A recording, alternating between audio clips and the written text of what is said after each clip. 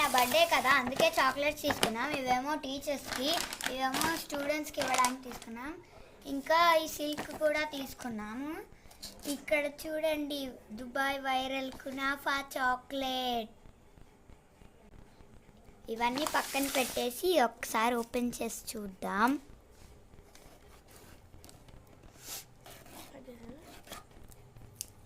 Open చేద్దాం. ఇక్కడైతే 1 2 5 pieces వచ్చాయి. నెక్స్ట్ టేస్ట్ చేసి చూద్దాం.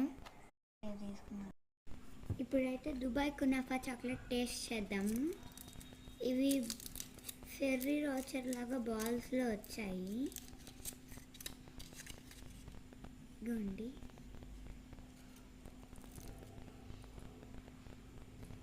ఇంకా బాగుందండి.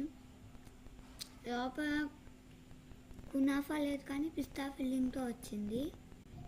నేనైతే టేస్ట్ యావరేజ్ అని చెప్తాను. Okay, bye.